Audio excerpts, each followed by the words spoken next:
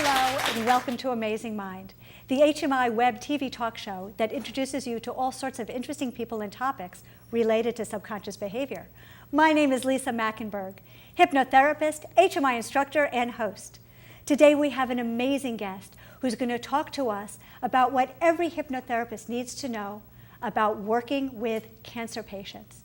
It is my pleasure to introduce Vivian Richmond, who is the creator of the yoga program at USC Norris Cancer Hospital. Help me welcome Vivian.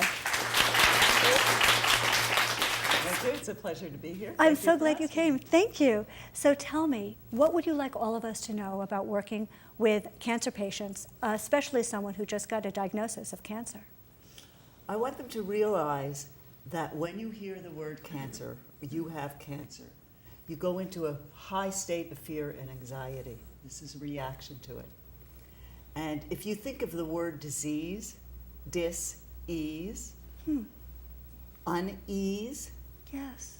that is a high state of unease. You know, I never thought of that word like that, and words are my business. So our approach is to help the person feel more comfortable. And in feeling more comfortable and going away from this state of fear and anxiety, which is a fight-flight state, their body, because our bodies want to be well, Yes. and they're natural healers. So if we could come more into a state of ease and comfort, then the body is more free to do what it does best. Great. So what are some of the techniques that you use that we can use as hypnotherapists to help people go from dis-ease or unease into ease and come out of that fight or flight? Well, one thing we do use, yoga uses that maybe other techniques don't, is first of all, we want your body to feel comfortable, as comfortable as possible. And the optimum word is comfort, even in your breathing.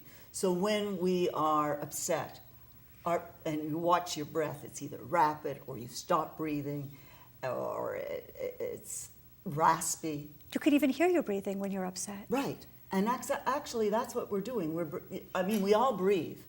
It's subconscious. Yes. And what we're doing is we're bringing the breathing process to a higher brain center.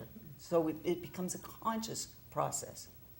So, for instance, now if everybody here, if you'd like me to demonstrate. I'd love to see it. If everybody here would just close their eyes and first scan their body and try to relax the places that feel tense. And now become conscious of actually your inhale breath and your exhale breath. So as you inhale, feel that you're inhaling lightness and comfort. And as you exhale, feel that you're relaxing more and more. And actually, your exhale breath is the breath of relaxation. So I'm going to ask you to take 2 or 3 rounds of inhales and exhales and count how long an inhale takes. Count how long an exhale takes. And remember it. And let it breath be smooth and calm and easy. Don't overdo. So let's say that's 3 rounds. Next, what I want you to do is either cut your inhale breath in half or less so that your exhale breath becomes maybe twice as long as your inhale breath. That's what we're going after. We want your exhale breath to be longer by 2 or 3 counts than your inhale breath. So I'd like you to, again, pay attention, focus only on your breath, and do this exercise 2 or 3 times.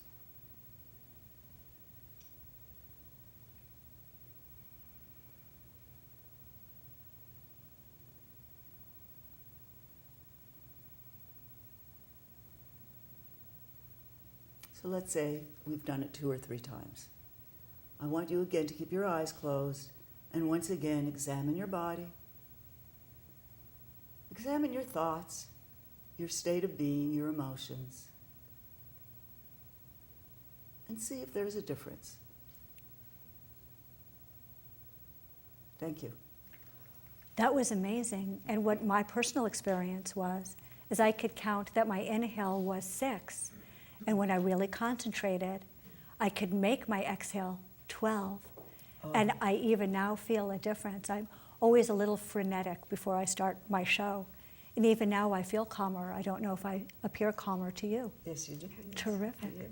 Great. You know, so many of us as hypnotherapists are so focused on fantastically wonderful metaphors and post-hypnotic suggestions.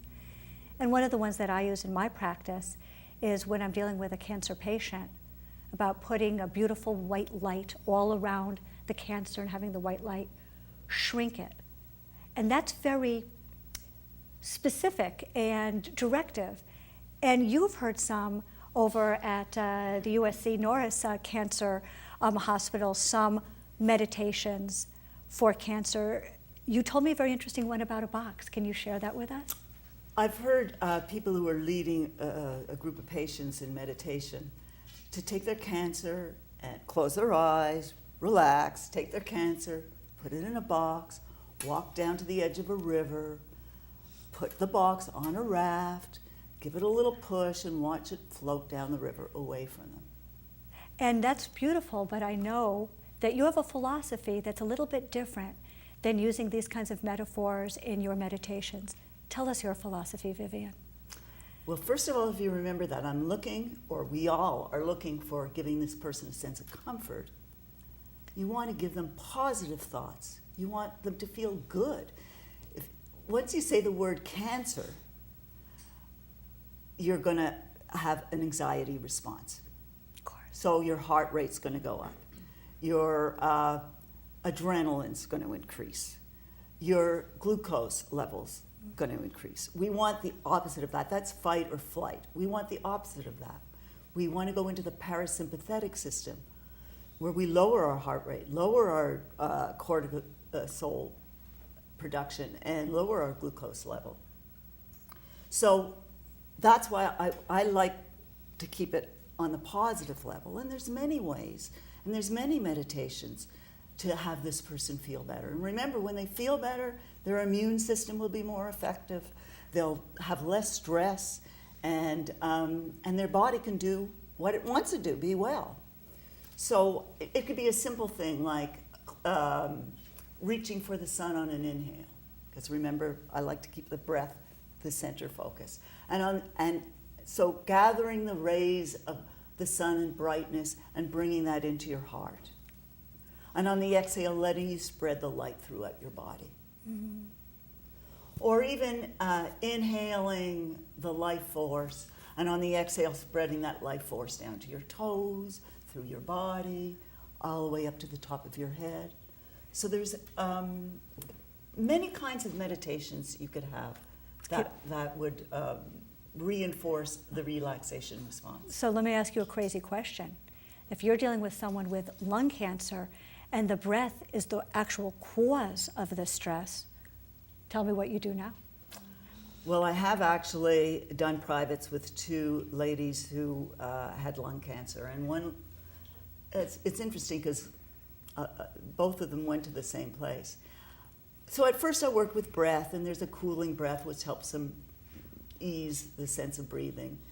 And but when that became difficult for one of these ladies, I just had her sit and close her eyes and let whatever came into her mind that gave her a sense of ease or comfort. Mm-hmm.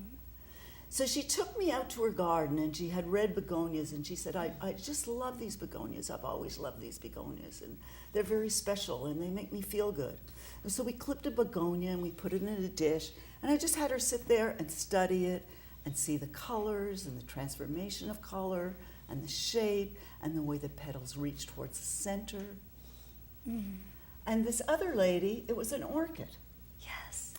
So this gave them a sense of peace. And it reminds me of a study that was done at Johns Hopkins University, where they equate the tranquility to spirituality. And that really, in yoga, is, first of all, I want to bring people's awareness up, and so do you in hypnotherapy. and reduce stress and help the immune system. And eventually, at the end of the practice, I'd like them to have a sense of tranquility.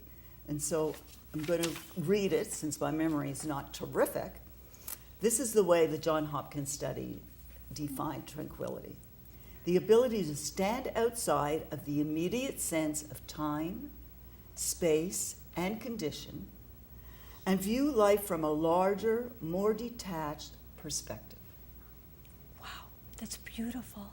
And I know that you are looking, you say that suggestion that comes from the person has a stronger impact Always. than a directive one. And this form of meditation where I have the person find what they need to help them, Yes. and then reinforce it in many ways is the most useful. You know that you're preaching to the choir, because I agree. Vivian, so many people are going to want to get in touch with you, learn more about your program at USC Norris Cancer Hospital. Can you tell us a way that people can get hold of you and work with you about either learning more about working with people with cancer, or coming and learning the skills to get ease instead of unease? Thank you. I would be glad to. I don't have a website, so Sorry. I don't have that added stress of keeping it up. But I do have an email, and I live in Malibu, so my email is malibuvivi, V-I-V-I, @yahoo.com, and I would love to hear from anybody. Great. We're going to take a short break, but first I want to thank my guest, Vivian Richmond. Please stay tuned, because when we come back, we're going to meet my next guest. That's David Brownstein, and he's going to teach us about how we can use hypnotherapy when we're dealing with our clients in the entertainment industry. Please stay tuned. Thank you.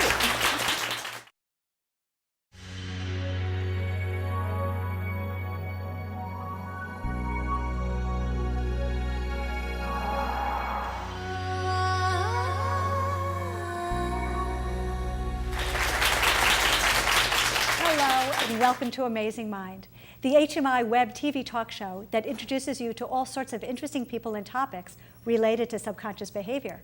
My name is Lisa Machenberg, hypnotherapist, HMI instructor, and host. Today we have an amazing guest who's going to talk to us about what every hypnotherapist needs to know about working with cancer patients.